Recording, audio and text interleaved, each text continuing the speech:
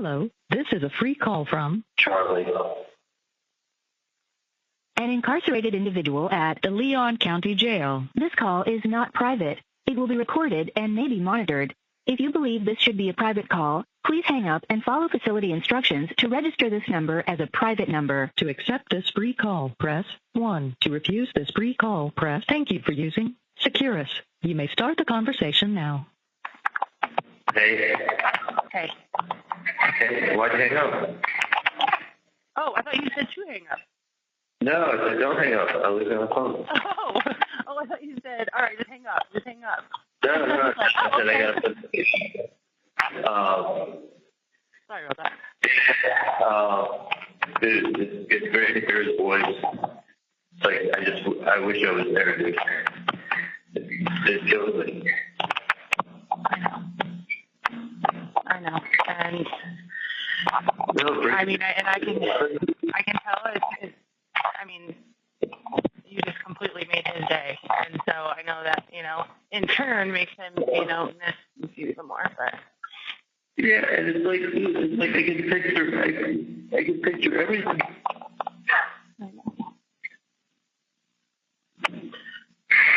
But I've been here for 19 months, and I thought I was coming home. This was a fucking joke. I mean, honestly, when she did her close, like, I thought the case was going to be about facts. I thought it was going to be about what happened. Like, she did her closing, and she changed the facts. She changed, like, what I said. She changed what other people said. She changed reality. She told people, like, she did a Dateline special, and she showed a lot of autopsy photos, And then these people hate you, Tallahassee, and look at what they did. And even his best friend, Ryan Fitzpatrick, said, like, not my best friend, but didn't say it. Like, holy shit.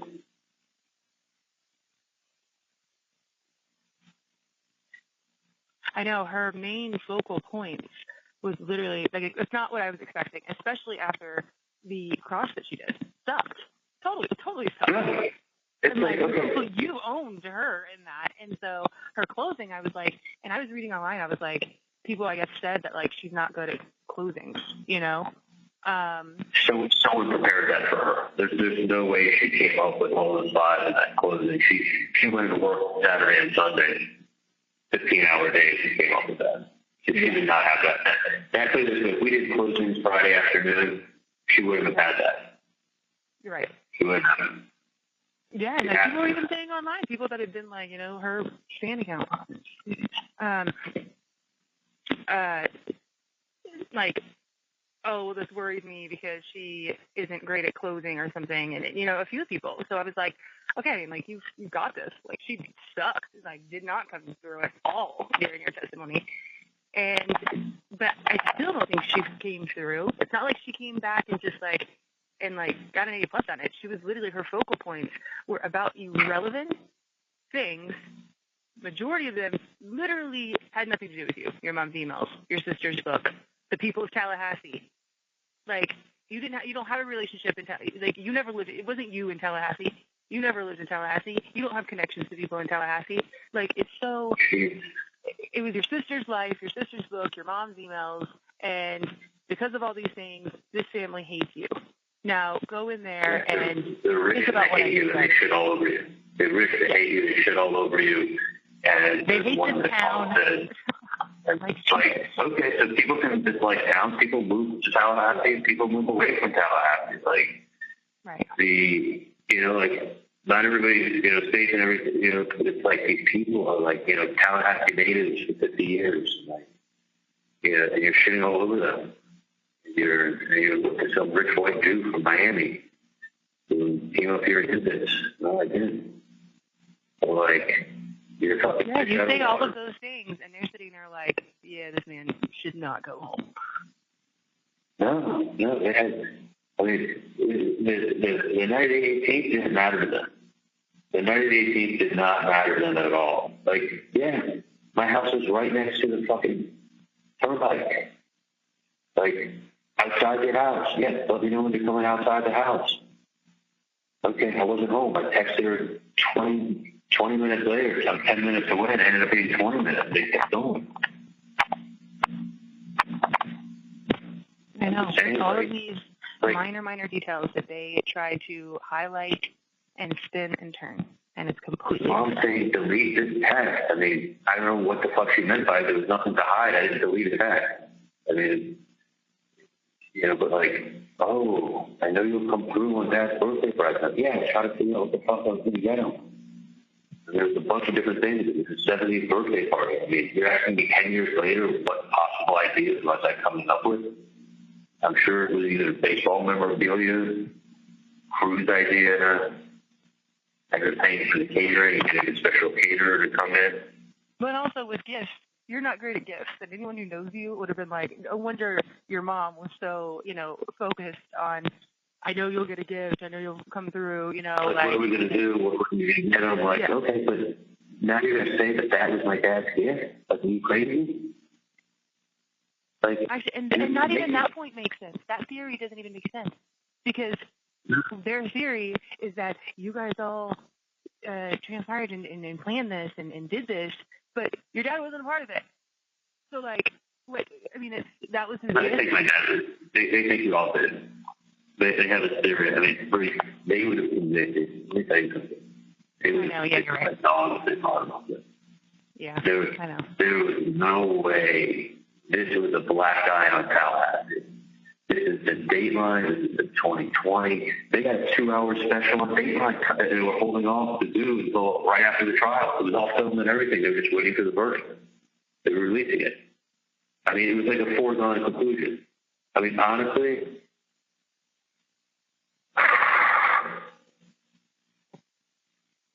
I know.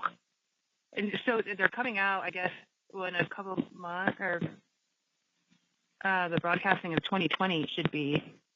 And then June sent me a text and she was like, I did an interview months ago with the 2020. And I was like, that's great. Yeah. She said, hopefully it's not embarrassing or anything. LOL, they wouldn't let me see it. I don't know why the fuck she... I said, I literally, because she was sending me an email that, like, someone else had reached out to her, I guess, like, Dateline. And I said, look, June, I was like, I can't tell you what to say or do, but, I mean, if you're asking my opinion... They're only have editorial content. You could sit down and do the nicest interview about me, and they'll cut out a bits and pieces that make me look like the person that they want me to look like. Holy shit. I mean, and I straight up told her, I said, look, you made a big mistake by having an interview at all. And I said, but I understand you were mad at Charlie. And, at that time, and unfortunately, you are now still living through that because of the things that you said. Yeah, I mean, she can do what she wants to do. But that's what I said. I was like, I can't tell you what to do or say, but honestly, if you're asking my opinion,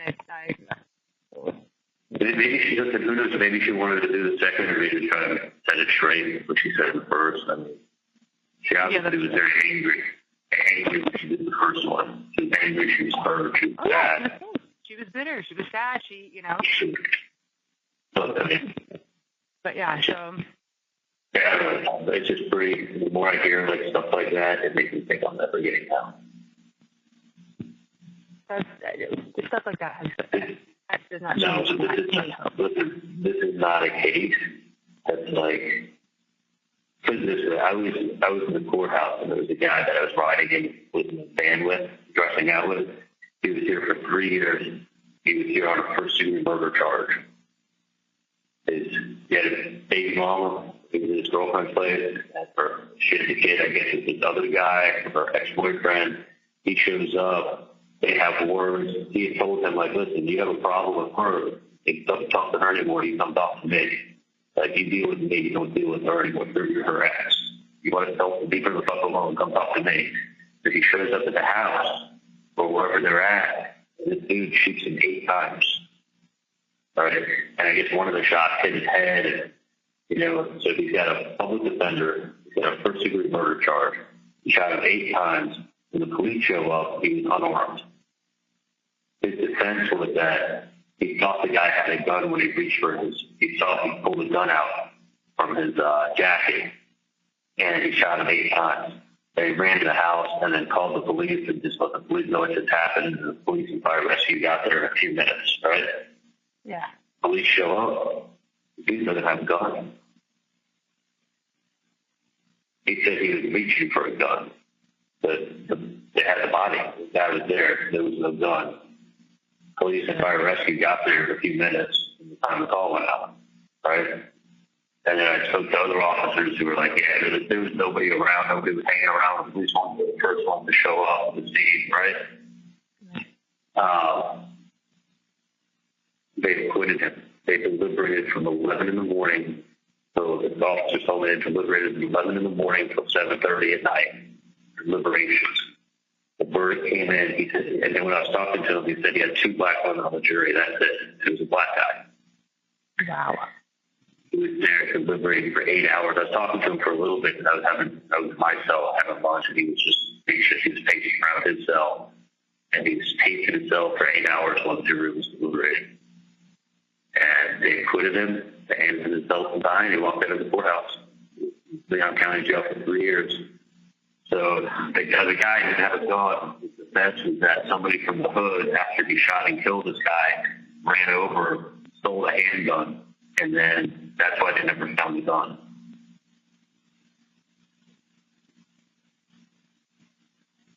Wow. But there was nobody to say that this guy had a gun. But someone came and stole it. Yeah, usually that's what happens when someone gets fucking shot 8 times and someone runs over and digs in the jacket with a gun.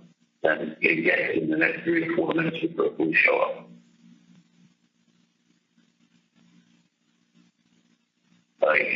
And then you have your situation where the most minor fucking details are being twisted and spun. But this is every chicken case. Okay, so that means what I said didn't happen because I said, hey, thanks a lot, you're the best. Well, I'm saying that for a reason, that you're taking it completely out of context. I'm not waking up at 3 in the morning and saying, all right, I miss you so much, I wish we were still together. But that you can't say you know what happened on the 18th because in 2015 I said, I'm lucky to have you in my life, thank you so much. Like, what was that in relation to? I don't know. I mean, you know what I mean? There's no context. It's just 5 or 6 words. It's like, she kept saying, and this is his extorter. I'm like, damn. How can she? I know, how many times did you have to fucking repeat yourself? And how clear is it that at that time you said you didn't think you had anything to do with it? No. You literally had to say that 20 times. And it was frustrating, actually. I would have lost school with it. I mean, I kept saying to her, and even in her openings and her other statements she was saying, she kept saying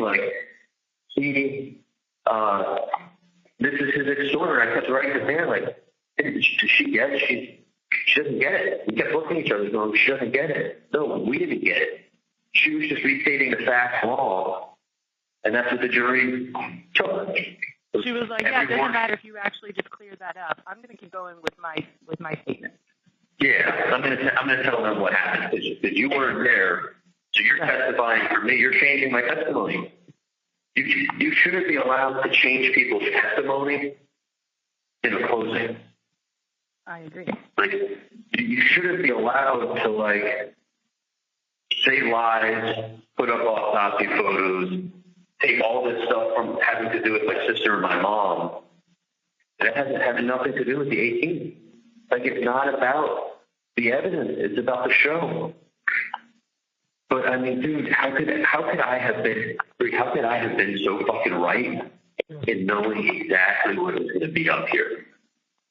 I mean, I'm not going to get into detail, but I'm just saying, I knew I was innocent. People were always one of the bailiffs that was taking me to court, probably in February, goes, man, I got to ask you one question. So he just said something like, he's like, me and my buddies can't figure out why you didn't just pack it and run. He's like, you've had 5-6 years. He's like, if that was me, I would have been long gone. I'm like, I'm innocent. Yeah, people see it. I mean, people are like, nope, you're not married, all this money, no kids, nothing tying you down where you are. So I could have easily picked up, gone somewhere, and tried to disappear. Could have easily done that. I'm like, I'm innocent. I'm not running. They're not going to have evidence to show I did something I didn't do. If I had anything to do with this, I'd be running to the airport. Like, I even said that as like the first thing when they picked up on the audio was that if they had any evidence, we'd be on our way to the airport. To the airport. I'm like, you're not going to have evidence to show I was a part of something I wasn't a part of. Like, if this is the police, that's fine. I'm happy. Like, I know. I don't like how they just did that either. They're saying like, oh, it's clear what you were saying. If they had evidence, we'd be on our way to the airport. If they had evidence. What they're doing is they're twisting it, and they're saying it as like, hey, we did such a good job covering our tracks, we're not going to have any evidence. Well, aren't they like, if they are the police, aren't they pretending to be an associate of somebody that supposedly that we hired? Like, we didn't hire anybody. I don't know who the fuck these people are. Like, I'm trying to tell her, like, I'm not sending her off. I need your help. Like, that was the gist of it. And if I ever spoke bluntly, she would have thought, like, okay, he's setting me up and giving me no help, and who's extorting me now? It's very logical. Like, it's a very logical explanation. It was exactly great. This is why, like, if someone runs, they're not necessarily guilty. They just may feel the system will not be able to treat them fairly. Yeah, I see that now.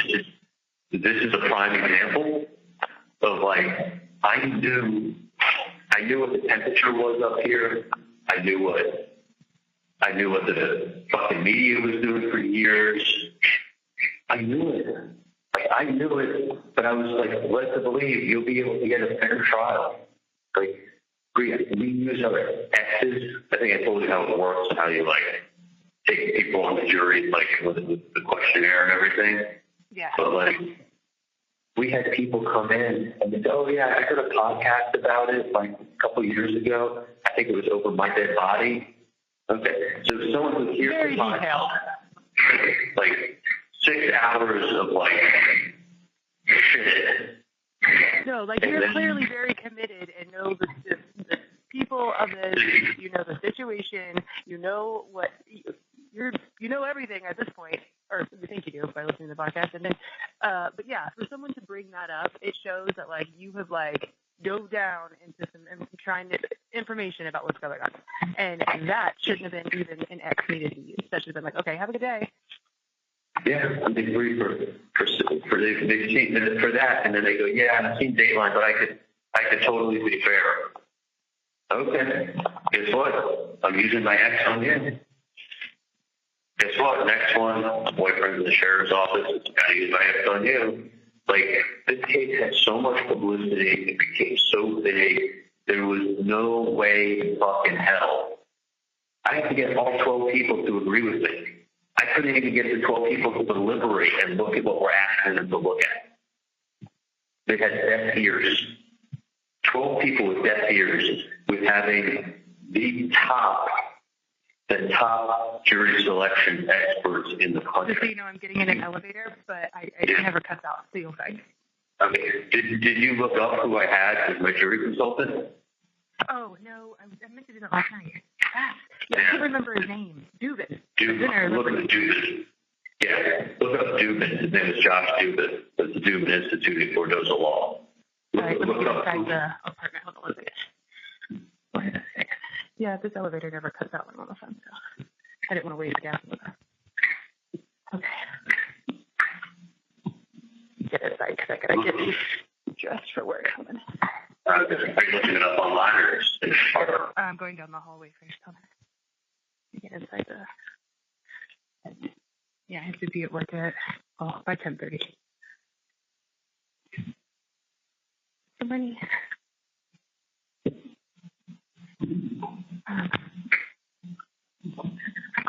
on the other side of this ginormous building.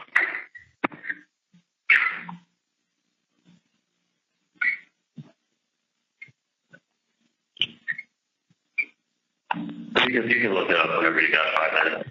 Just remember Dubin, like Dublin, but Dubin. D-U-B-I-N. Josh, right? Yeah.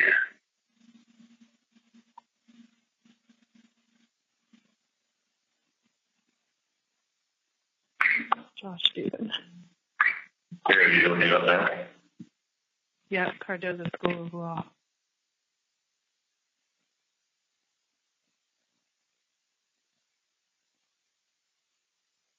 I'm looking at his Instagram.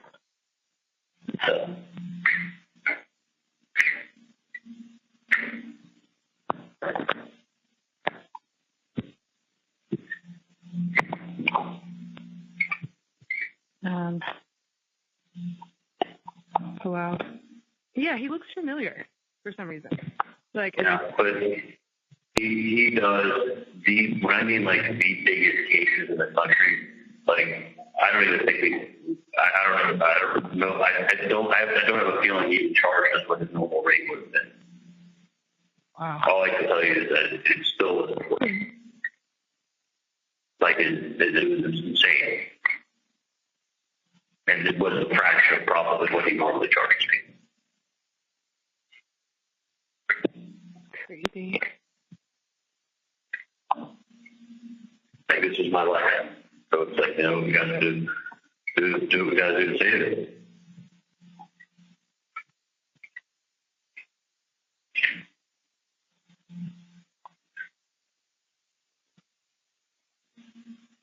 Man.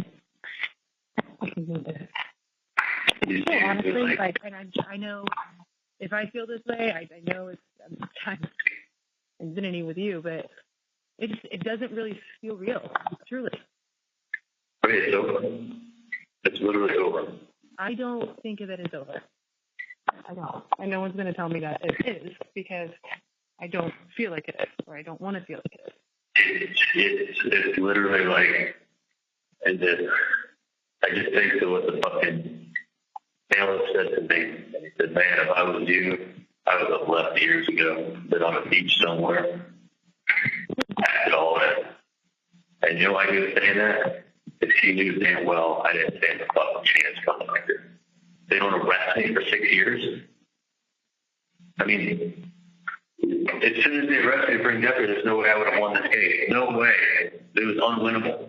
Unwinnable. Like, that's not how I thought. Literally, Monday morning, I was like, oh, this is, like, we're so, like, I was so happy. I gave all my belongings away here. I had tons of fucking food in my room. I had my other long sleeve, gave it away. I gave my socks away. And that is how Like, secure and, we felt about this.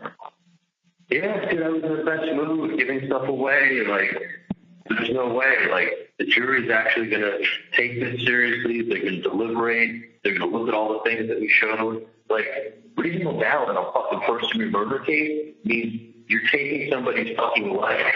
You have to be 100% sure you know what happened. Like, you have to literally be 100% sure. Yeah, not like, no, use your common sense. Yeah, you know what my common sense says? If the wife of the ex-husband who hates him shows up at his house 10 miles away on the day of the murder and drives by it, which she can take a million different routes, she can go to a bunch of different liquor stores, and she drives right down his little Trescott Street, the little cut-through Trescott Street, an hour after the murder.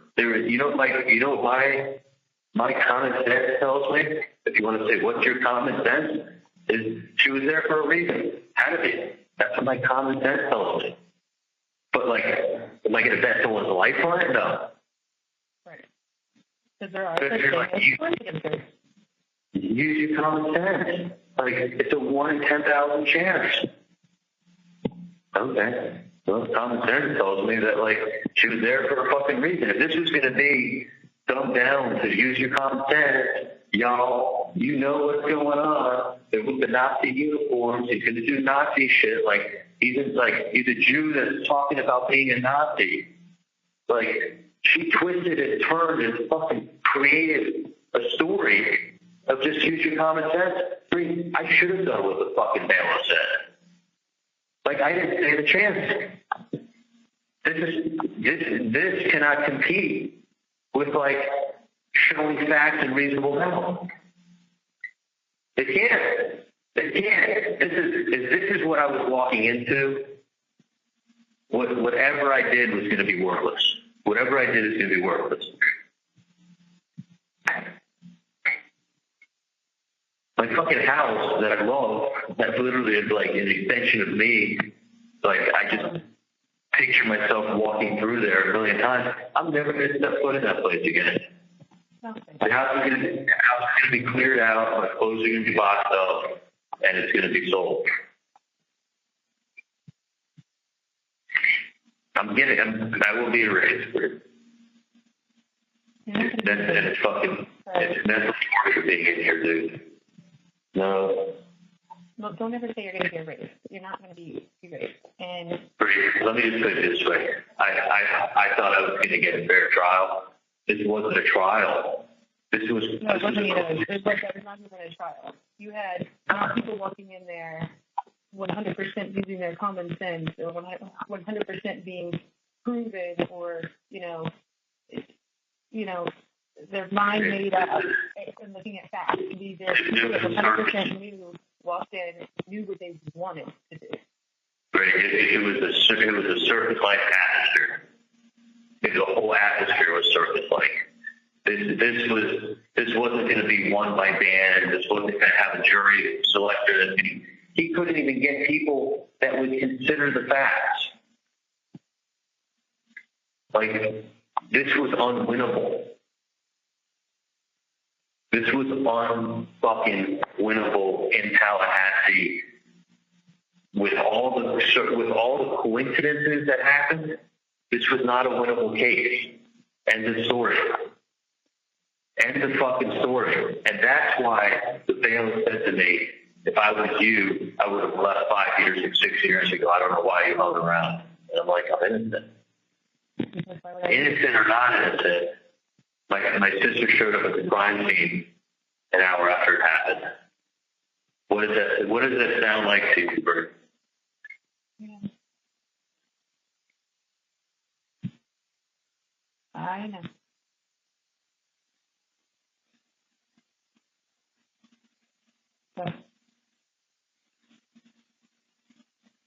So I think that would be honestly like, you look at all the connections and saying it was in our place, and then you're living in Fort Lauderdale, and then that morning you decide you want to go, something happens to me, and you decide you want to go check out Fort Lauderdale Yacht Club. Like, or you're going to you want to go to a farm store. So you go to my farm store, and then you go to pull down the street and then make a U-turn there an hour after something happens. And they're like, great, 15 other stores you could have gone to. And then why'd you go to have to go all the way down the street? You know what I mean? Like, it wouldn't make sense, the timing, the everything, the communication. It looks like something it's fucking not. I just feel like I got fucking conned. To be honest with you, I got conned. You did. I got conned into thinking I was going to get a fair trial here. There was you didn't feel that way. You absolutely did. It was everything that I feared that it was going to be coming up in Tallahassee. Mm-hmm.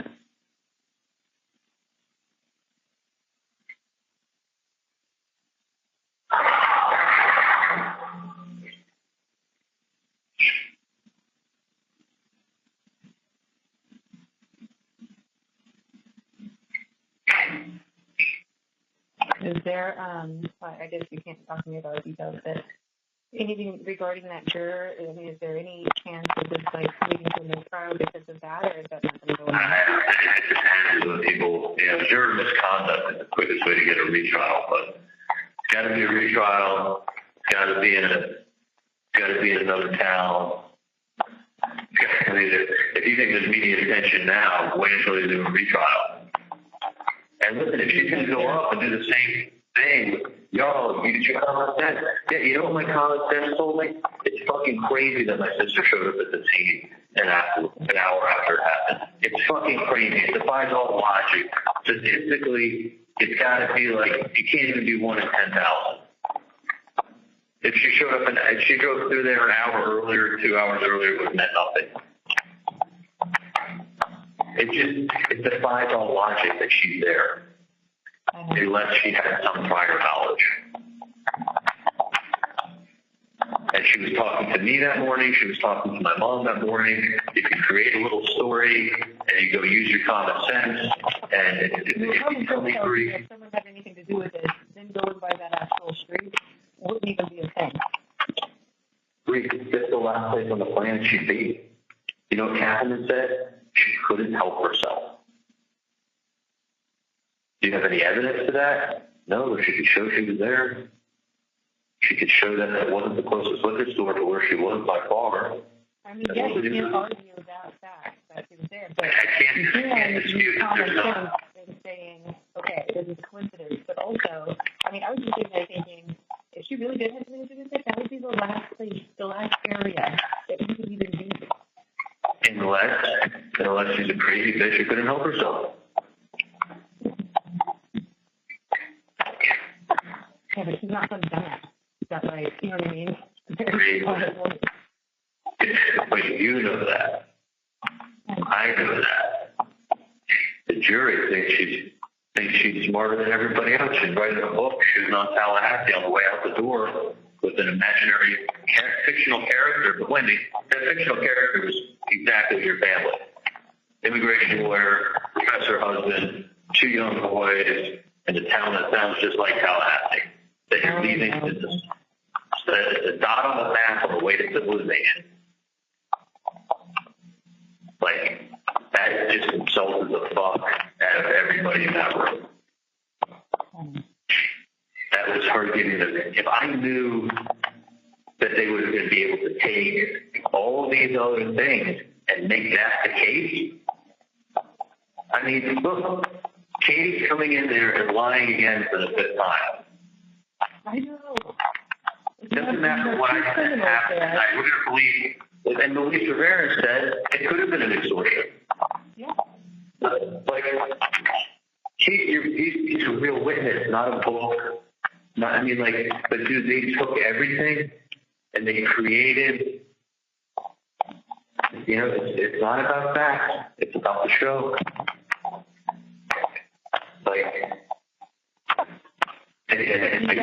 He said Katie was the mastermind. I did what I was told. He came up there. He told his truth, and he said, "Yeah, I mean, I was lied to by Garcia, by Katie. It could have been an extortion." I'm like, I was up there, and I was like, "Okay, what was this?" And then Katie was obviously a liar. And then you have you coming up there doing the best damn testimony that you could ever do, considering your position. And then you have Kaplan solely focused on emails that were not sent from you, your sister, and her book. And the simple fact that painting this picture that you guys are just a rich white family that look down upon these people of Tallahassee. So go back in there and just let that sink in. Hey, and guess what? That line in Wendy's book, you can't deny that when she says it wasn't that it was a fictional character and it wasn't modeled after her, she sounds like a liar. And then when you hear those 2 lines from the book, it sounds like she's giving them the middle finger on the way out the door. Right. And then she's telling them that it was a fictional character and not saying it was modeled after her, makes her look like she's a liar to their face. And you know what Catherine said? Makes her look bad. Her explanation is she couldn't help herself. Okay, well, guess what? what? Some people can't help themselves. Like, some people do stupid shit. They enjoy it. Like, you ever hear about the arsonists who shouldn't have watched Aspiring Bar? Very common. They think they're smarter than everybody else. They're showing up. They're taking it all in. They're talking to people about it. They're watching it burn down. Good old everyday psychopath. That's pretty much how she painted all these days. Yeah, for sure. I mean, look, when Ryan, after he got me fired, Darren hired, and then did the stalking thing and sent the photos to Talia and set that whole thing up, it had to be me, right? I mean, that's the only thing that would make sense, considering I sent Darren a message that said, Carmen's a bitch. Wait till your tough times come around. I did send that. And what was it following up Saying that with he 2 could weeks? easily be in the same position that you were just in. But words can be twisted. But guess what? Who showed up to Darren's house to help him out? The guy. Yeah, I'm about to block Ryan. He messaged me again this morning saying, "Don't ignore me, Bree. LOL. Oh, really? Yeah. Don't do me a favor. Don't block him. Just don't respond. I'm not. Don't. No, but if he messages me again, I mean, there's no reason for him to be messaging me. Yeah, but it's in the case. Do me a favor. Don't block him. Let him write whatever he wants. Just ignore him. Please do not write him back. And I'm begging you not to. Well, no, because it just would make him look insane Yeah. and kind of Yeah. stalker. No. Do not. Yeah. Do me a favor. Don't write him back. That's all I'm asking you to do. Please don't respond. Oh, You promise? I promise. I have not and will not. I have nothing to say to him. Yeah. And he thinks that I would be crazy to respond. I mean, that literally goes to show how psycho he is to think that I would even respond to him. Yeah. And then like, He's upset. so what's up, Bree? Question mark. How are you holding up? And then 2 days later, don't ignore me, Bree. LOL. Yeah. Fucking nutcase. Yeah, no, he's fucking up. But do just that. You're obviously bothering him by ignoring him. So do me a favor, let him write whatever he wants to write, but just don't respond to him. I promise I will not. Okay. So, But yeah, I mean, he's the definition of a true psychopath. From all the shit he did and weaved and tried to get away with, and it's just beyond. no. And dude, one of the crazy things, in 2017, I was standing in the hospital, and he was like, "Did Darren come by?" I said, "No." I was like, "Man, I'm so sorry, bro. I don't get it." I got. And he asked that too. He asked that a couple times when he even came to the house. Yeah. Like, I literally got a sick feeling because I'm like, dude, the only reason that Darren could possibly act like this is if somebody went and pissed in his ear and he won. So I would go to Darren and say, "Darren, why didn't you say anything to you? Is he talking shit about me? Is he this? Is he that?" It wasn't until 2019 when you had sent Darren the messages that Darren got mad at me and told me. Thinking that it was yeah. Yeah, because he called Ryan to see if he thought that I was trying to get him again. You think Chuck's behind it? And then he said, he wrote me the text that said, "Ryan always says he loves you, but it's too much at times." I was like, oh my God, that's how I tried to Ryan's feeling for me. And I'm like, I see what happens. Ryan goes to you, tells you how much he loves me. He drops off the information in your ear, and then makes you promise not to say anything. So you don't want to get in the middle of stuff. But really all it is. Ryan has always been a piece of shit because after you knew about those, I think it was like 2 weeks later, I get a text from Ryan saying, "Why didn't you text me?" Yeah, no, He's always been in that case. And you know, I was on board with Ryan. I tried to give him the benefit of the doubt. I remember telling you in the very beginning, like, no. Or, you know, when you said that, you were like, Ryan's more of a father. Ron was like, Bree, trust me, he's a piece of shit. But I knew feel in my heart that Ryan was going around getting rid of people, and I would question them and going to get involved with all that shit, and they thought Ryan loved me, and he was just looking out for me, but it's just difficult. He's having a hard time with me, so he didn't want them to say anything, that he's saying anything.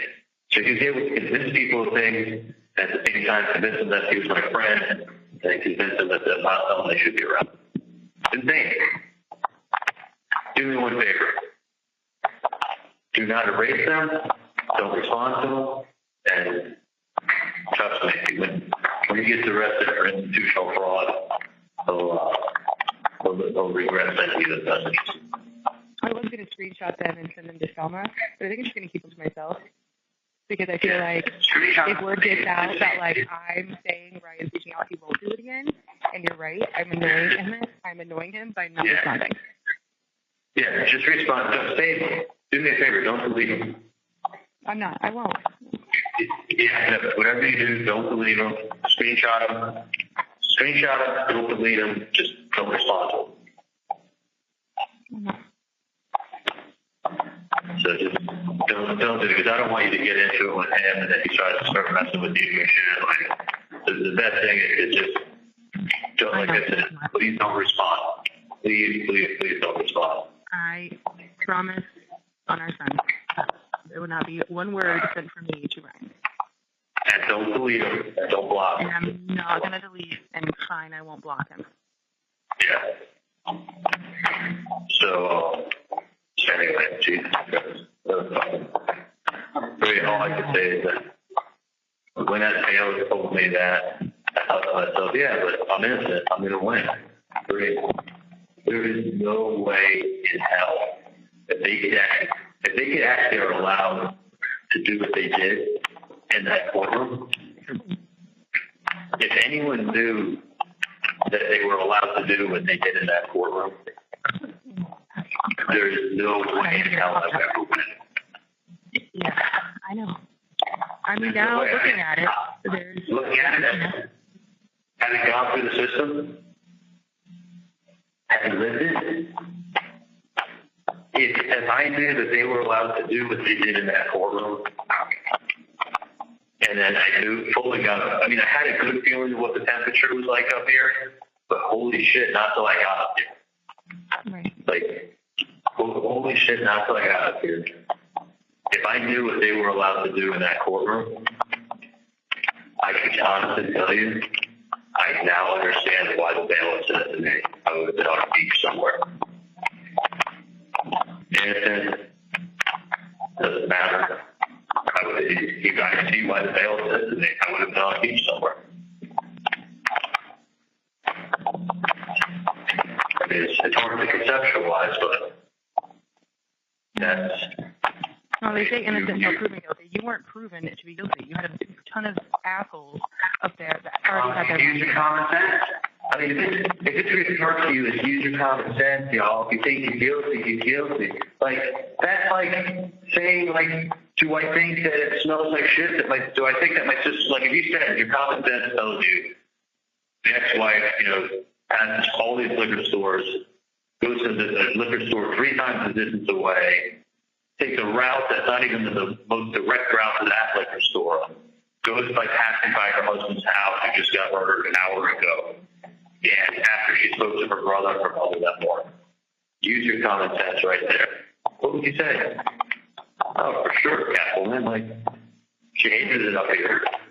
What happened there just made her impossible. So 48 hours she was in Miami. Like, what did your common sense tell you? She knew. If she knew, she knew she's involved. If she's involved, he's involved. You're guilty. Like, everything else that they didn't look at reasonable doubt, meaning you gotta be sure you know what happened. They looked at reasonable doubt as like, use your common sense, y'all.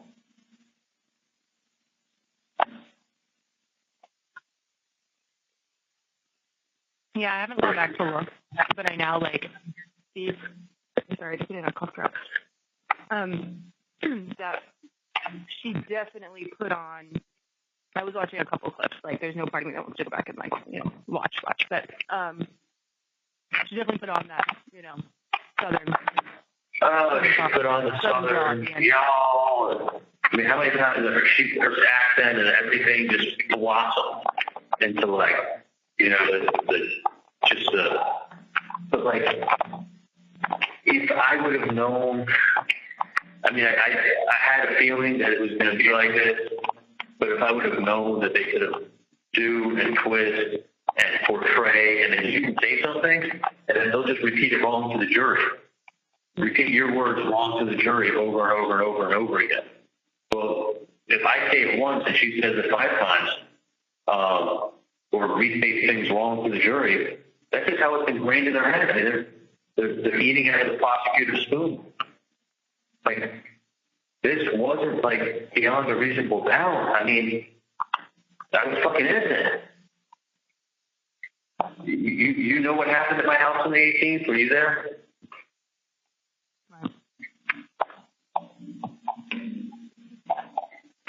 Like,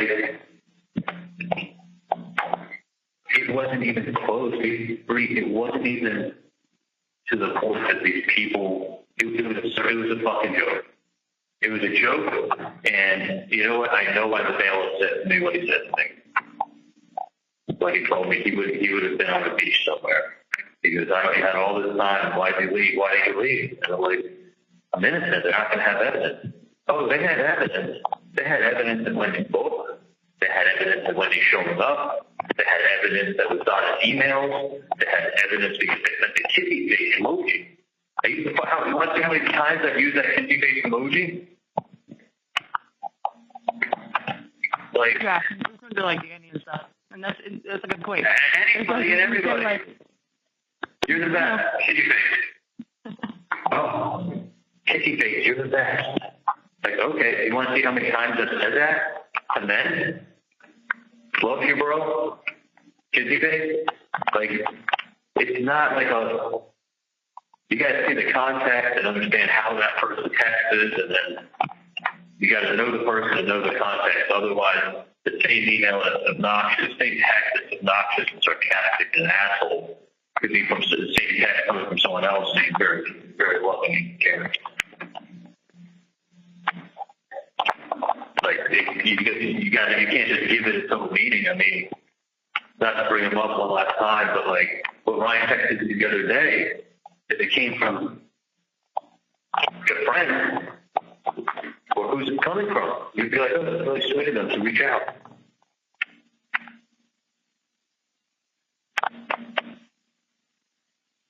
I know you got to get to work. I still have an hour.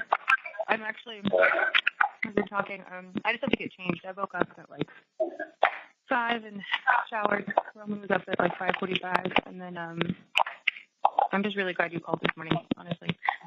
I mean, I know you made Roman's day. That was just, I mean, the look on his face, Charlie. He was like, Daddy's calling. Daddy never called this morning. I would kill to be a fucking, I mean, put it this way, if someone told me you got cancer and you got a 50% chance that maybe in 5 years that you have cancer now, and you may be over 5 years that you're going to go be with your son and be out there, I would sign up for that right now. Without a doubt. If someone said you had a year left to live, I would sign up for that and go out there right now. That's how, like, you don't understand. Like, I'm sitting in the cell talking like, oh, like fucking, like, I'm realizing, like my house is going to be sold. Like, my clothes is going to be boxed up. I mean, it's just going to be sad. I mean, I don't know how my parents are going to fucking die for this. Charlie, okay. My dad's going to be 80 this summer.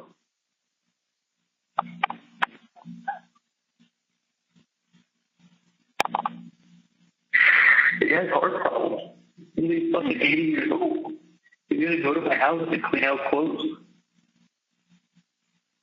What are we going to do with my clothes?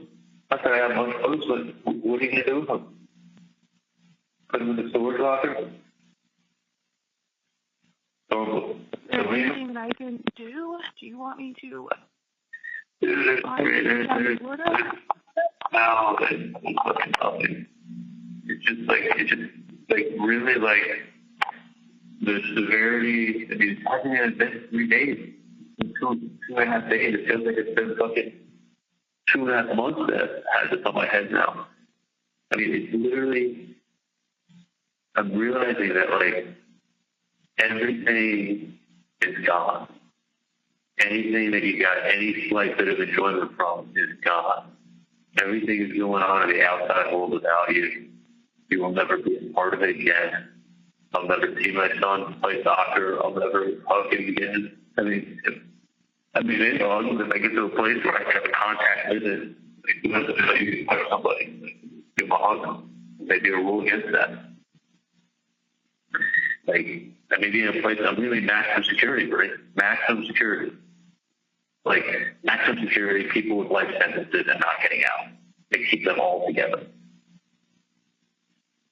It's the most dangerous group of people you could possibly be around. They become animals. They literally don't become human after a while. I know.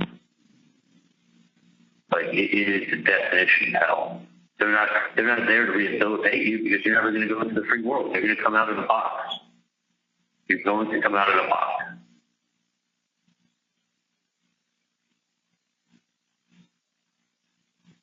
Like, I had such an amazing life. The problem with that, too, is, like, I know how much opportunity I had, and I know how good it was, and I know how great everything was, and I know what the best of everything is. So it's not like I was living in the street somewhere, or a homeless man going to this. Like, I'm literally going. You know what great and good life means. Great. So I know how good life was and could be. It has been for me at times. And I know how hard I worked. And I know what I achieved and where I got to. Like, normal for me was going to Sophie's Dental and doing surgery and going to Joe's Stump Crab for lunch and, like, hanging out with friends and Ferraris and limo and my son and a great career and a life that, like, most people were very, very jealous of. They were happy to shit on it because they were jealous of it. They didn't have a life that came close to it.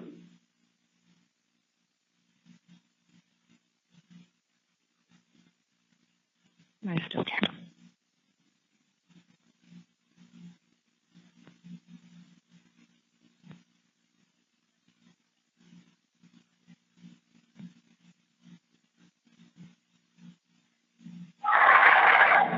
Screenshot the text messages that Ryan sent you. I may have to send them to Dan. I screenshot those text messages that Ryan sent you. I may have to send them to Dan. Yeah, it was Tuesday, 11:46. Good morning. What's up, Bree? Yeah, 11:46 a.m. What's up, Bree? How are you holding up? And then this morning at 7:52, I had posted the stories. Again, I don't post on my profile because I just don't want to involve. I don't want to introduce comments or anything like that. It's just not going to happen. I would never post Roman's face or anything like that, especially for a long time. And then, so when I do, it's just like, I mean, like I posted a photo of like his backpack with like his keychains. He has a little like anything on it. Anyways, so I posted last night of like a Christmas box, just had like Christmas ornaments in it. And so Ryan responded to that at 7:52 this morning and said, "Don't you ignore me, Bree. LOLOL." Yeah, take a screenshot of those. I may have to send them to Dan. It's all in like a conversation. So yeah, I just one screenshot. Yeah. And it shows that he follows me, but I don't follow him. Yeah, but the messages from him screenshot. I like if you need to. Yep, that's Ryan Fitzpatrick. Yep. You know what I'm saying? I promise I'm not going to say anything. Okay. And if you want me to send don't it, say anything, but you screenshot them. I may have to send them to Dan. Please say anything to my parents. I won't. I haven't. Just don't upset my parents. I'm not trying to upset them anymore. There's this one girl that she was initially messaging me from some other account, and I wasn't responding, obviously. And they were nice messages. There was actually one that was like, "I'm honestly shocked at this verdict." I feel so bad for you guys. And went on this whole thing. It was like the look on Charlie's face, the heartbreak, this whole thing. I didn't respond. I don't know the account. Right. I don't respond to anything. Right. She then messaged me from, I guess, her main account. She's a mom with 2 daughters. And she's been messaging me. She was like, I totally understand why you're not responsive. I just, feel for you, and just this whole thing. I did respond. I was just like, thank you for the kind words. That's all I said. Yeah. And she was like sending me photos of her daughters. And then she a couple nights, she sent me, she was like, I'm going to send you a link to, I have a jewelry line. I'd like you to pick out 3 things. And I'm like, oh, cool. Jewelry.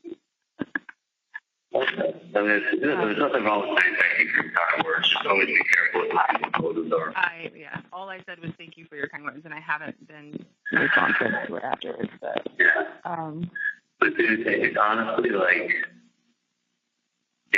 I'm definitely gonna have to do something with Brian for sure. Charlie, I know this is one. If there's one thing that. Obviously, Roman comes first as far as accomplishing things from where you are. But I'm saying Ryan needs and deserves to go to hell, to go through hell, to go to hell, to go through hell, and then end up in hell. And I want you to do anything that you can do to make that happen, because this man is so disgusting. Yeah. No, anything legally.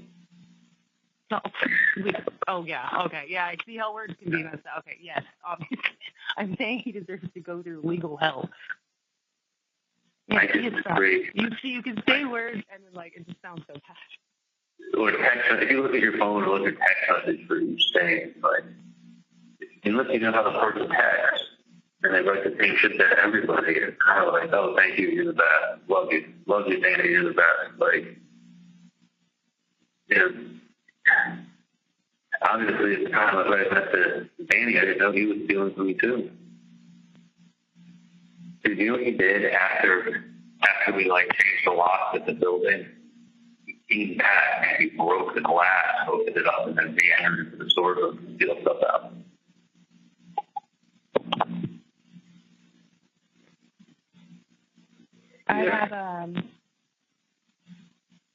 I know obviously when you talk about the house and things being boxed up, and obviously I know it's not something you want to talk about, but if there's anything you want me to have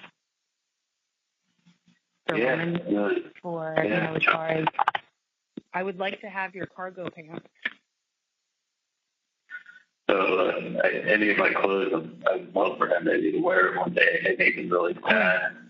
I'm saying, you have about 1,000,001 white T-shirts. Yeah, maybe I have to go to the ones that. I'm just saying, if there's anything I have it above my dog hole. My dog hole is a picture of me, Coleman, and Enzo. There's a photo that's on it. I don't know exactly, but it was sitting on the steps of the pool, and Roman's sitting in my lap, and Enzo's sitting in front of him on the steps in front of him. It was the 3 of us in the pool with my dog, with me and Enzo, and it's just the 3 of us. And I'm like, I love the photo. I can see in my head I want to have it here because it'll just make it worse. And then, and then I'm thinking, that would be good for him to have. I don't want to make the kids impressed. If he woke up every morning and saw a photo of me sitting with Enzo and him in the pool, all he do is kill him. No, but it was not. You want to break his picture apart? Yeah, that's your dad that you can't ever do that with again. That's your dog. Sorry. That would not break his heart. In fact, something like that is things that he was going to use. Would you rather Roman and I have... He will, but I'm just saying, I hated it, sitting here, picturing him, sitting in your apartment, looking at the photo of me and him on the steps of the pool. Yeah, you know what that's going to do? It's going to put a... I know. But you know what it would do for him? It would make him smile. Yeah, make him miss me. It's going to make him miss his dad. He's going to miss you regardless. He needs things like that. I know. I'm not throwing any photos away. Let me put it this way. I'm going to make sure all the photos are saved. But it's like... I mean, Enzo, you got Enzo when Roman was a baby. You were worried about things that being put in a box? No, I'm not throwing anything away, but at the same time, if I have my dad, if I have Sully to go to my house, I'll talk to him on the phone, that would do stuff, because it's going to kill my parents being in the house. I know. Charlie, if you need me to, I mean, obviously I would never take Roman there right now. But if you need my help, my mom can keep Roman in North Carolina. I can fly down. I can help you. I can help your parents. No, I appreciate it, though. I just need your help. Okay. Sully will help my dad. You don't need to be there with them. It's only going to make it worse. All right. Sully will be talking about this. Will be flying. Other stuff like that happen. Just go there and do. I'm not going to throw anything away. Clothing I would love for you to send up, or I can get. I would love for. Yeah. Probably one day. But I don't like talking about this because I feel like this is not like a forever thing. I don't like talking about it like that. Brady, I know what has to happen for it to get. Like, first of all, it's a mountain. Okay, it's a mountain, and it's obviously he said, she said. I mean, I have proof of some things that I was recorded, but like he said, she said. Outside of Katie coming in and telling me what happened, like. No, it was more like you said, and then she spun it. Y'all use your common sense. I mean, all the things that she put up there. If I would have known that she was going to shift the focus from back to hate with people, you know, telling me that, oh, he's arrogant. Like, okay, how am I arrogant? Like, I don't think I came across arrogant on the fan. You don't know me. No, you did not. That was everyone's, that's her opinion of you, and she used that as a fact on the trial for your life. Right, and it's like, use your common sense, folks. Like, but you don't use your common sense to figure out what happened when you weren't there. That's not common sense. Was this something that could have happened? Yeah, it did happen. Okay. I mean, listen, use your common sense. Wendy shows up at the crime scene an hour after it happened. By the way, like, you see how we're talking in conversation? Somebody could, like, take this one sentence I just said and go, he said to breathe. Use your common sense. The sister showed up at the crime scene after it happened. Like, even he thinks, it sounds like he thinks that she's guilty. No, I don't. But I'm saying, do you see how, like, when people are talking, you're just going to take sentences out and read the sentences without the context? Oh, I know. What I just said about Ryan made me sound like you had people on the outside that could take care of them. Yeah. Like, I just you're don't going to have have someone kill him. like, you know, I know. Like, That's such bullshit. no, I mean, talking about me getting my lawyer to get him for all the money he stole. Like, yeah, but the point is, like, you're taking things out of context, taking sentences, highlighting them. Not the reason why I said something. I'm the one who said it. I know why I said it. Kathleen knows why I said something, but I don't. Like, she wasn't there. Like, it just became, even the bailiffs that were there were like, man, I've never seen anything like this here. Like, this is worse than the last trial. Like, this was a fucking... I know exactly why that bailiff said to me, if I was you, I would have left 5 years ago. He's like, none of us can figure out why he didn't run. I'm like, listen. Yeah, but with all the stuff they got, like, what do they got? Mom emails? Okay. Mom didn't like him. He didn't like Mom. All right. Like, you know, $1 million offer? Yeah. Like, that's probably what caused this, without a doubt.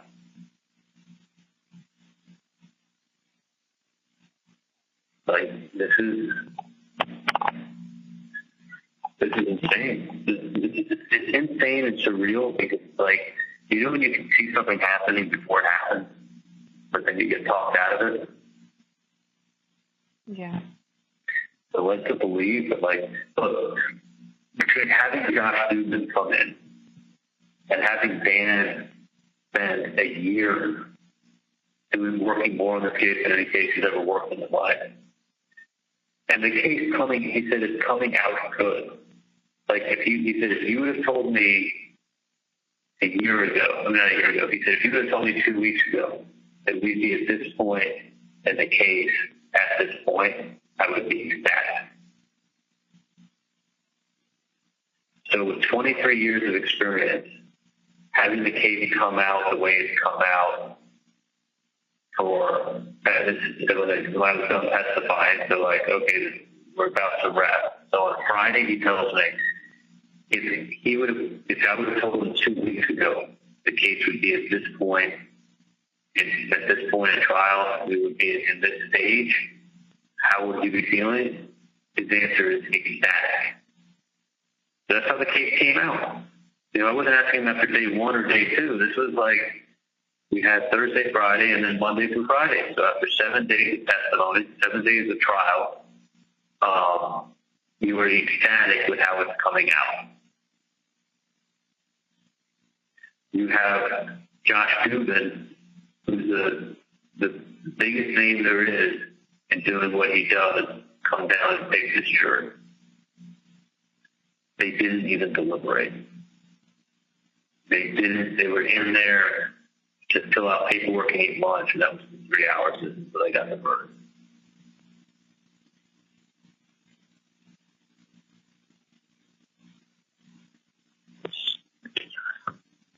Like, this was 12 people saying guilty. Mine's fully made up.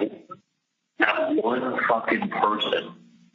So how is this a winnable case with you thinking it came out as good as we possibly could have done? We did better than you thought we were going to do. So the evidence, the testimony, the way the trial went, came out better than expected.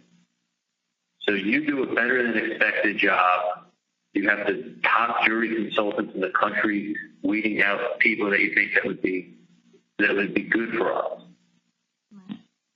And with getting people that you think that would be good for us, and you doing better than you could have ever hoped, he said, dude, this isn't even a case I'm thinking about losing. He's like, I'm just worried that we get one crazy juror that says guilty and the whole case hangs. Because usually I hope we get one juror that votes innocent and we get a case that heavily hangs. Because with this case, I'm looking at it totally different. I think that we could possibly, I'm worried that we're going to get someone that hangs us. And the case came in better than expected. Yeah. So better than expected, the way it's presented and comes in and the test. Because you never know what Luis Rivera is going to give us. You don't know what other people are going to give us. Like, he totally discredited the cops. He destroyed Ryan. He got Luis Rivera to say that it could have been an extortion. Like, fucking things that, like, you don't know how it's going to go until you get people on the stand. I know. And after those, I was like, wow. Like, and then he said it's going to all come down to you. Okay. I do direct. I do cross. I'm told that, like, that we're in an amazing position. Amazing position for what? You're in Tallahassee. Y'all use your common sense. She showed up at the crime scene. Mic drop. Mic drop. Yep. Like, my intuition of what I had in front of me, if I would ever be arrested, was completely right. I fucking knew that. Like, so... I mean, obviously, I was worried, but, I mean, no one knows. You think the bailiff is wrong? No.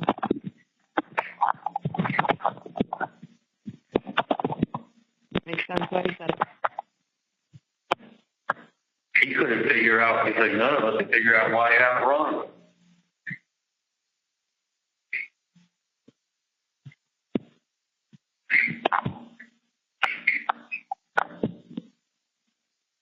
No, the moment. Because I'm innocent. Why would I? And then now looking back, you're like, well, damn. Now I see he was looking at mom's emails, going, no conviction with those emails. Look, my sister showing up is a 1 in 10,000 chance. 1 in 10,000 is by accident, right? Yeah. Like, her explanation may be true, but what are the chances that happens? What would you say statistically? I've never heard people say 1 in a million, but I think it's got to be in the thousands. Oh, for sure. She's been to that liquor store. There's almost no chance of that happening. A girl who doesn't drink has to return to the liquor store on that date, on that time. It was Friday. Yep. Yeah, it was Friday. She got basically the easy explanation. It was Friday. She got done with the TV repairman. She was meeting her friends for lunch. She wanted to pick up the bottle that she needed for that night's party. Thank God she had that invitation that requested a bottle full of bourbon, and thank God she was actually going. She was like had an invitation for that party and won that party. Can you imagine if she fucking drove by his house and just went and bought a bottle full of bourbon? She'd be sitting in jail right now. There's no way that way. Look at the connection. She spoke to me, she spoke to my mom, and she drove by his house. She's not in the same fucking neighborhood, Bree. She was 17 minutes away. I know. If it wasn't for the simple fact that I kind of do the same thing with going to, just comfortable places, I see how crazy if you had I never should have had a mailman on there that was a sergeant in the army. That was a mistake. But you think about it. You know how many roads there are, how many streets there are, how many lanes there are, and you're going to turn down Prescott an hour after and have to go into that. Yeah, I guess right now driving to Denali, I really wouldn't go out of my way because of gas. But yeah, just the probability of that happening the day, the time, what she's going to go get a whole out of her way. Yeah. Yeah, that's a big one. Not a big one. It's a small. It's a very big small. It's not 1 in 100. I'll tell you that. So it's either a coinkydink or she's involved. One of the two. And if you're saying it's a coinkydink, a 1 in 5 coinkydink I can buy. A 1 in 50 coinkydink I can buy. A 1 in 100 coinkydink I can buy. Yeah. It's less than a coincidence. It's a coinkydink. Yeah, the fact that it's now in the thousands. It was 1 in the thousands that is a coincidence. Otherwise, she's involved. And if she's involved, he's involved.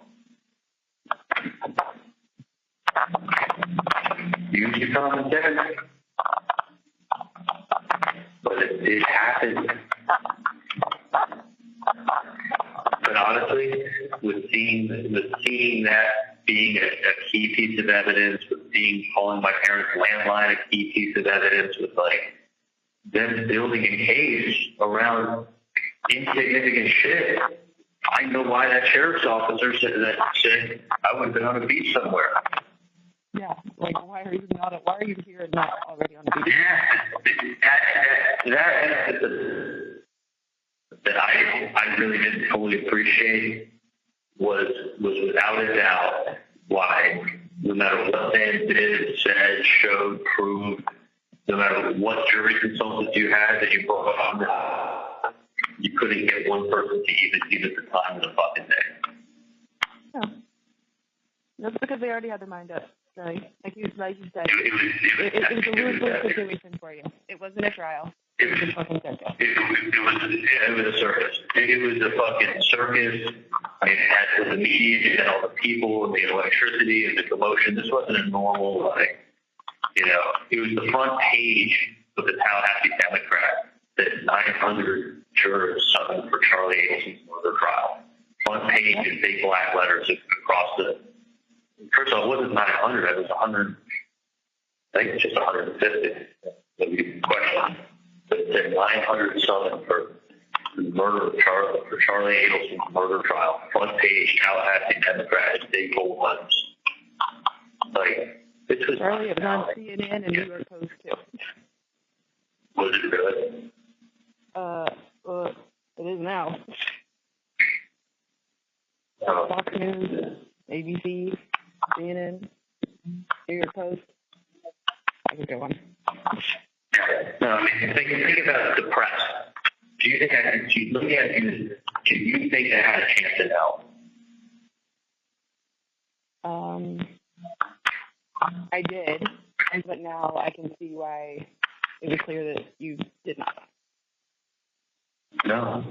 But I think it was more like, I didn't go into like thinking of Tallahassee people. I obviously didn't know details of like, the X thing with the jury, that whole, So now knowing what I know, no, I don't think we ever said There's zero chance. The two, I should have been realizing. I mean, if I would have known what I know now, I totally get why you said that.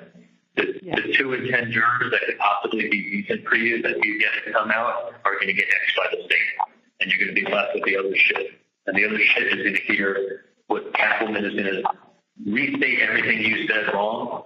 And with the y'all and your sister's book and your sister showing up and your mom's emails, and you are going to be painted in the worst possible way. You will not stand a chance. It doesn't matter what Dan does. It doesn't matter what the jury consultants do. It doesn't matter how low the case comes in. The case can come in amazingly. You don't stand a fucking chance. It's a fact. It's a fact. Like, it's a total fact that you don't have the population to support it. I mean, it's one of those things, like you could tell yourself something all day long. It would be like putting a 5-star Michelin-rated restaurant in Asheboro, North Carolina, that's got a $250 per person tasting menu. You could be like, oh, I'm going to put the finest food. I'm going to have the best fucking service. I'm going to do everything first rate. Like, honey, you're fucking Asheboro. There's only so many people in Asheboro that are going to have a $250 plate dinner and keep the restaurant closed. Right. You may tell yourself everything's going to be perfect and everything's going to be, but the climate won't provide for it. The population won't support it. There's a reason why there's not 5-star Michelin-rated restaurants in Asheboro. They're $250. They're $250 a person. Like, certain places yes, certain places no. But like, you're sitting with people convincing you that like, oh no, this is going to work great. Yeah, no, you stand a chance for sure. People like to eat. People appreciate good food. But like, when you break it down, like, there's only, I don't know if it's a good analogy, but it's like the population won't support it. Not people. It's not. Like, yes, you can talk about doing everything right, and you are doing everything right, but look at what you're doing. And that's what the bailout basically said. That was like the bailout looking at me saying, I'm going to bring a 5-star rated restaurant that charges $250 a person to Asheboro. And you look at it and go, y'all don't know where you're bringing that restaurant to. Save your fucking money and go someplace else. You're like, hey, but it's the best of everything. The answer is, he was walking me back from the courtroom to the walk in the parking garage. Because we walked through a couple parking garages and elevators. And I'm walking through the parking garage with him. And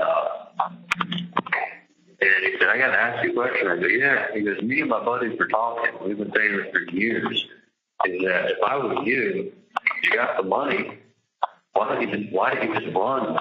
Go somewhere and try to disappear. Like the Lancet. Yeah, because I look. If that was me, I would have left. I mean, that's as simple as a man.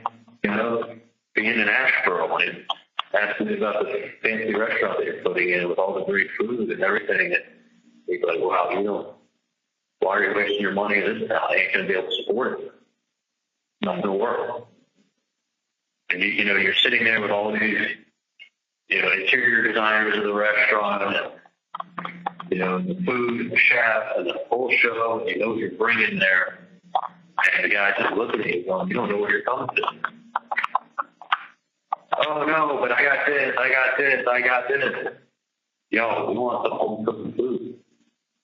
Like, this ain't going to work here. And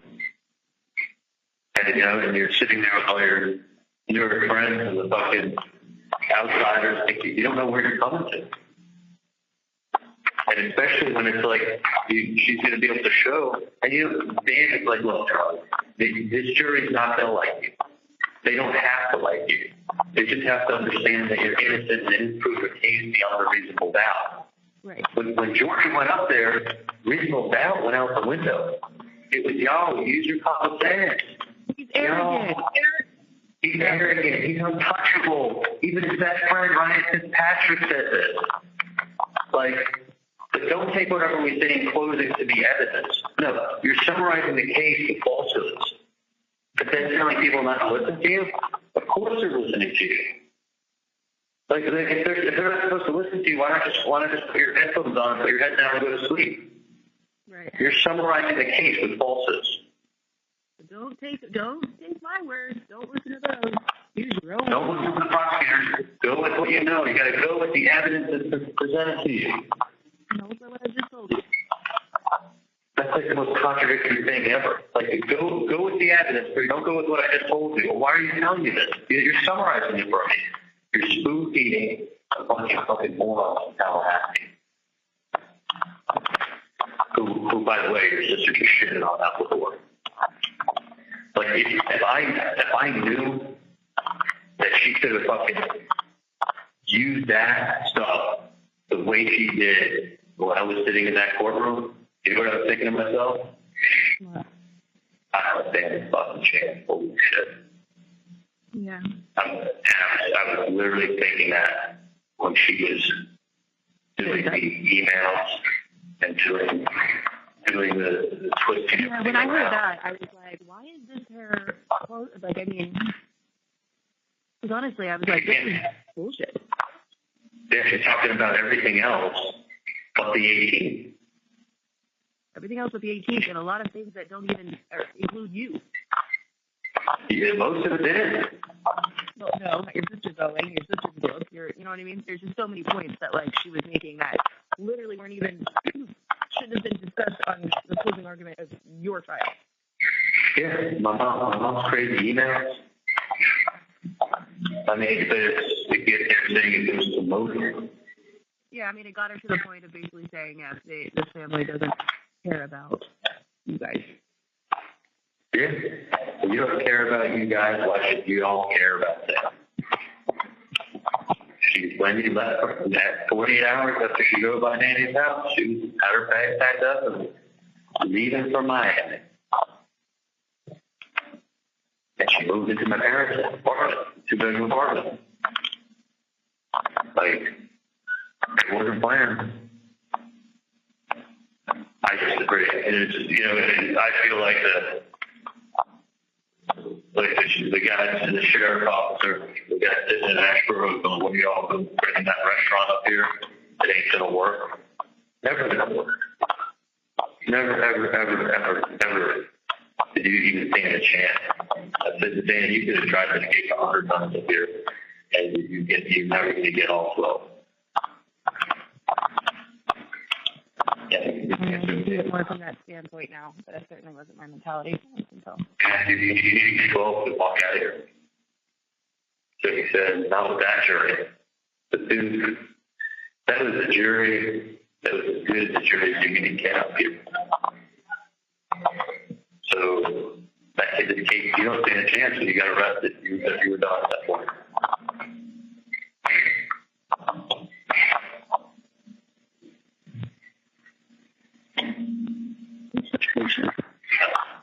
I don't like it.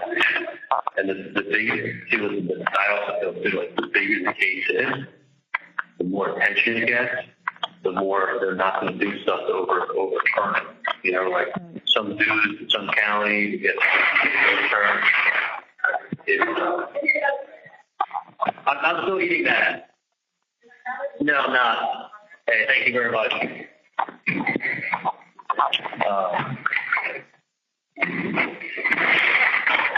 Yeah, that's it is what it is. I'm not throwing up. Lose that hope, but I understand what you're saying with the publicity that it's got the spotlight. So the publicity, I think, made it impossible. I told Dan she did it 100 times up here. He did not have gotten 12 jurors.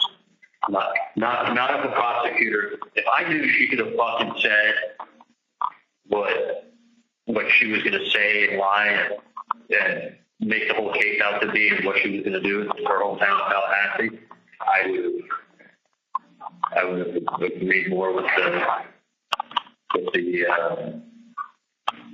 the sheriff's officer back then, for sure. Yeah. This was from an outsider. I thought I'd be given a fair shake.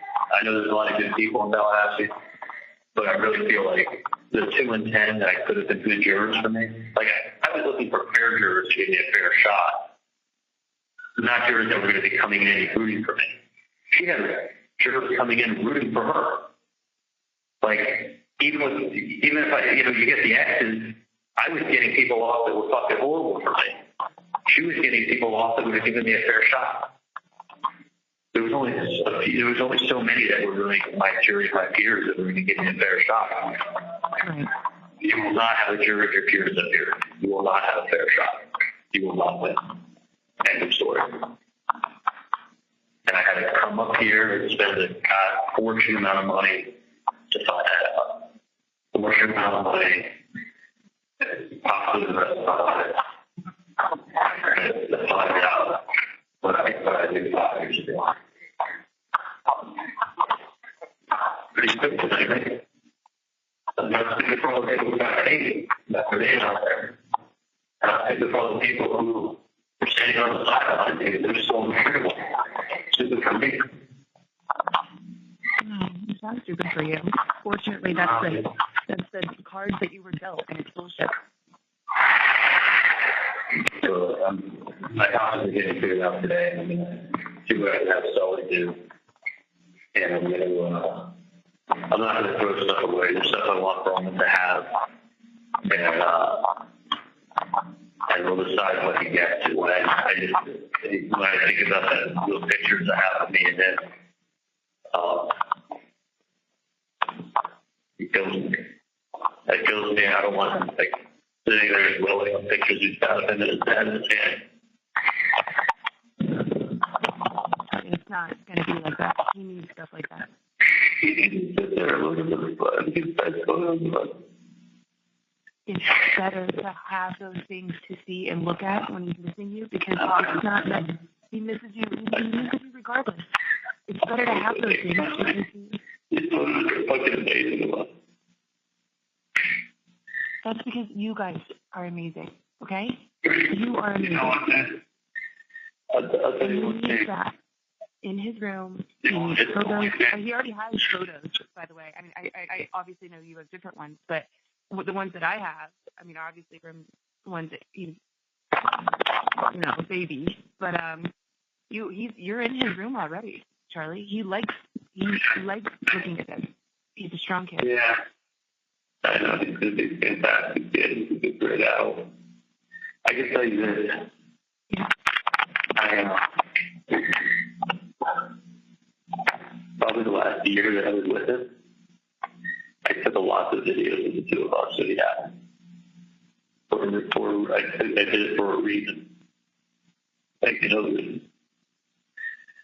So I have a ton. Literally every time he was at my house, I have videos of us interacting and us doing stuff and us making coffee together, and us cooking eggs together, and Like, we would just do silly stuff on video together. See, that stuff I don't have. I would love to know what to see that. Is there a way to put them on some file thing for me to have? I'll take care of everything. I'll just get it destroyed. But like, even I'm telling you, the last time I went with my parents were visiting me. Yeah. 2 weeks before I got arrested. We went to that Japanese restaurant in Weston. Me, Roman, my mom, and dad. And I was having them take video. Someone was sitting on my lap. My lap was just sitting next to me, like eating sashimi. It was like a little video of us talking back and forth with eating sashimi. And as that video was going, I was thinking to myself, like, it got this video. Like, I literally was thinking that as I'm sitting there, as having thoughts going through my head as I'm sitting there. And, like, that's probably one of the best videos ever that my parents have. Don't ask them for it because they get so sad. I know. I'm not going to ask your parents for anything. The photos are amazing. But if there are some ways to send... No, it's just real fresh. And I don't even want to ask for it now. Yeah. But, like every time they see it, they cry. It's like the two of us together. That's it. No. And as the video was being shot, I was thinking stuff in my head. Like, I was getting weird feelings as the, like surreal feelings as the video was being shot. And that's probably the last video we got together.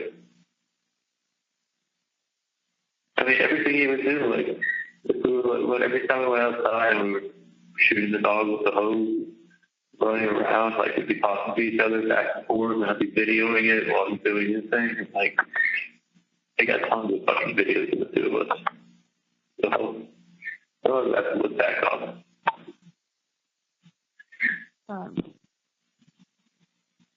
I know things are fresh right now, and I know but when it comes to and remembering you, obviously, like, it's not like I had those.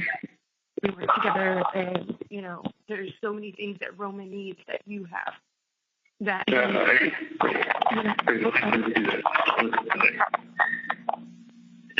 Just telling you, everything that I have is going to Roman. Whatever you get yourself on this case, everything goes to Roman. So trust me, Roman is going to be well cared for, well provided for. Cam, whatever he does, he's going to be fine. So, that's all that's getting set up. I know. So, I don't give a shit about money. I give a shit about personal. I just think, just so you know, like, everything I have is going to home. So he's going to get set up. He's not going to do something. I gotta leave in like 10 minutes for work. But I love you very much. Roman is fine. I just wish I was there.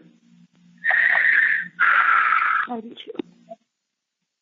And I know Roman. I mean, honestly, it's torture. I should have done what Baylor said. I know.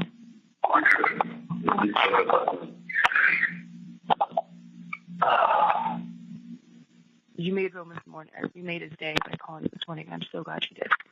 Yeah. Thank you for that.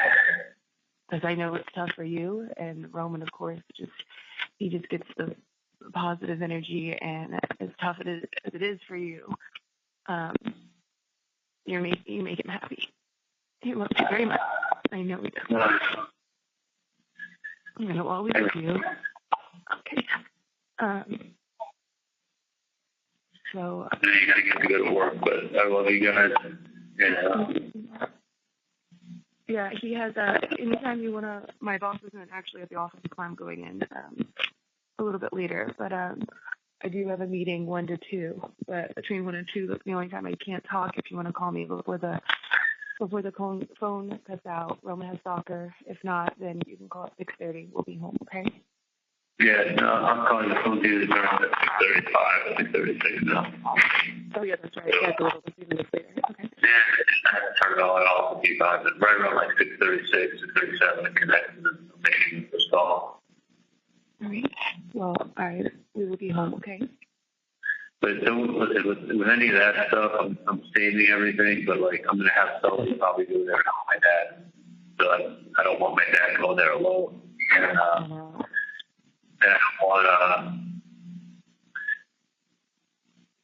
you don't have to come. You're not coming down to do that. Sully can do everything. I'm just saying. I mean, obviously, I wouldn't take Roman there, but I mean, if you needed someone to help your parents, Great. I got to get it out. That's not. It's to make it hard. So it's better. yeah. I'll have him stay. You just let me know if there's anything I can and can't do for me, okay? Yeah, no, I'll definitely keep you posted. I love you. Especially when it comes to your parents, okay? Yeah, no, I will. Don't. In time, all the photos, all the videos, you'll definitely get them all. Okay. So I certainly wouldn't ask for them. No, I'm not going to have them throw anything away. But I just don't want to talk long enough. I know. All right, I'll give you a shout tonight for sure, okay? All right, I love you. All right, love you too. Bye. Bye.